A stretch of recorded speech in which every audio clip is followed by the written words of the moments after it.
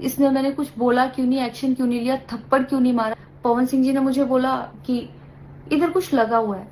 उससे थोड़ी देर पहले ही मेरी ड्रेस वो न्यू थी, साड़ी में नीचे टैग लगा रह गया था। तो मेरे दिमाग में आया। तो देखिए, पावर स्टार पवन सिंह को लग चुका है छिहत्तरा का केस, और लगाने वाला कोई और नहीं बल्कि उनके ही गाने की। जी हाँ, जिसके साथ में पवन सिंह का ट्रेंड में गाना चल रहा है, सैयां सेवा करे।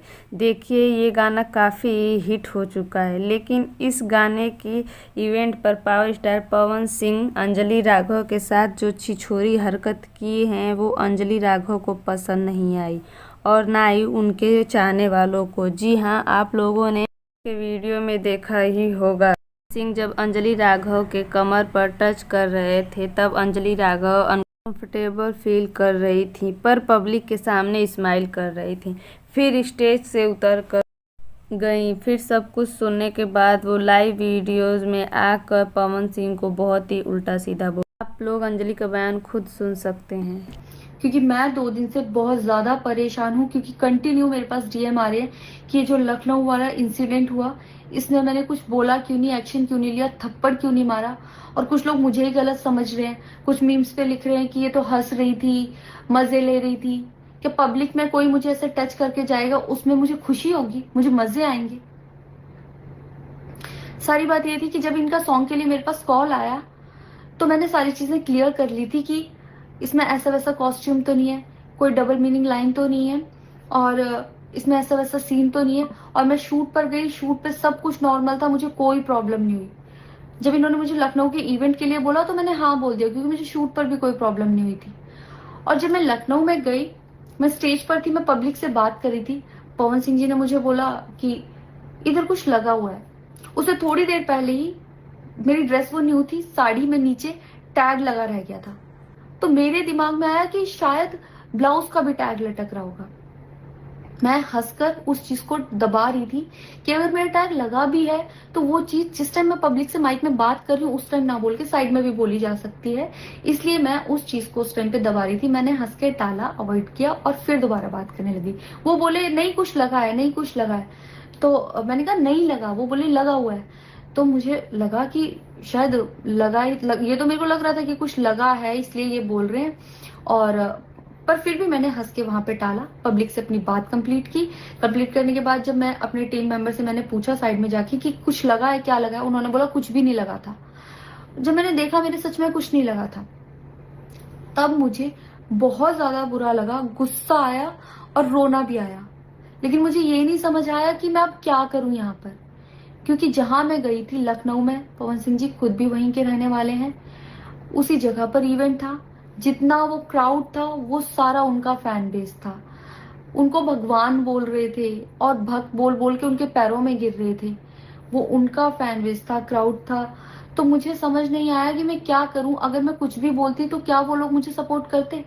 मेरे साथ कुल 3-4 बंदे यहाँ से गए थे, तो वहां जितना क्राउड था, क्या वो लोग मेरा साथ देता। मैंने सोचा मैं बैक स्टेज जाके बात करूंगी। इतनी देर में थोड़ी देर रील्स वील्स बन के अचानक से वो उतर के चले गए बीच में ही इवेंट के। थोड़ी देर मैंने रील बनाई, अनाउंस ये किया गया कि अभी इवेंट दोबारा स्टार्ट होगा। डिनर के लिए अनाउंस कर दिया गया, मैं भी उतर के चली गई और इवेंट वहां पे खत्म हो चुका था। अनाउंस किया गया था सिर्फ कि दोबारा होगा। नेक्स्ट डे जब मैं घर आई तो मैंने देखा ये बहुत बड़ा मैटर बन चुका था। मैंने उन लोगों से कांटेक्ट करने की कोशिश की, किसी ने मेरा फोन पिक नहीं किया, ना ही उन लोगों ने फोन करके मुझसे हालचाल पूछा कि परेशान हो या कुछ भी नहीं, कोई हालचाल नहीं लिया। मैं पोस्ट करना चाहती थी, जो लोग लिख रहे थे कि मजे आए या हंस रही है, मैं रिप्लाई में पोस्ट करना चाहती थी। मेरे को किसी का कॉल आया था कि पवन सिंह की पीआर टीम बहुत स्ट्रांग है और कुछ भी ऐसा वैसा मत लिखना और ना पोस्ट करना, क्योंकि वो लोग अगर कुछ लिखेंगे ना, बहुत कुछ उल्टा लिख देंगे तुम्हारे लिए और बहुत कुछ कहेंगे और बहुत बड़ा मैटर बन जाएगा। अभी जितना परेशान हो उससे ज्यादा परेशान हो जाओगी, तो छोड़ो। मैंने ये सोच के इस चीज को अवॉइड किया। मुझे लगा 1-2 दिन में मैटर थोड़ा ठंडा हो जाएगा, कोई बात नहीं। मैंने कहा पर्सनली कभी बात करूंगी इस बारे में इनसे। लेकिन बढ़ता जा रहा है ऊपर से। ना उनकी तरफ से कोई रिप्लाई मिला और मुझे नहीं पता कि ऐसे में मुझे क्या करना चाहिए था और क्या करना चाहिए। आप लोग मुझे बताओ, मुझे ऐसे में क्या करना चाहिए। मैं बिल्कुल भी सपोर्ट नहीं करती कि हाँ ये चीज़ नॉर्मल है या इसको नॉर्मल समझूं। किसी भी लड़की को उसके बिना परमिशन के टच करना ही पहली बात बहुत गलत है, और फिर इस तरीके से टच करना तो हद से ज़्यादा गलत है। यही सेम चीज़ अगर हरियाणा में हुई होती ना, तो मुझे जवाब देने की ज़रूरत नहीं पड़ती। यहाँ की देखिए, ये पावर स्टार पवन सिंह के लिए कुछ नया नहीं है। भोजपुरी के फिल्म इंडस्ट्री में जितने भी लोग कलाकार लोग हैं, पवन सिंह सबके साथ ऐसा करते रहते हैं। सब कोई मस्ती मजाक में लेता है, क्योंकि लोग पवन सिंह के मूड को समझते हैं कि अंजलि जी जो इंडस्ट्री से हैं, वो इंडस्ट्री में इन लोगों को, औरतों को बहुत ही ज़्यादा इज्जत दी जाती है।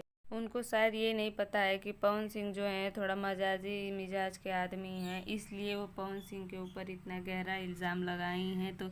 तो हमें तो नहीं लगता है कि पावर स्टार पवन सिंह जो हैं इतनी अश्लील हरकत कर सकते हैं। तो आप लोगों ने वीडियोस को फुल वॉच किया होगा, तो प्लीज़ आप लोग कमेंट करके बताइएगा कि क्या पवन सिंह ऐसी अश्लील हरकत कर सकते हैं। ऐसे ही इंटरेस्टिंग वीडियोस को देखने के लिए प्लीज़ आप लोग हमारे चैनल को सब्सक्राइब करें, लाइक और कमेंट करें, और आप लोग प्लीज़ बेल आइकन को दबाना ना भूलें, जिससे हमारी हर एक वीडियो की नोटिफिकेशन आप लोगों तक पहुंच जाए। तो चलिए फिर मिलते हैं नेक्स्ट वीडियो में, तब तक के लिए बाय।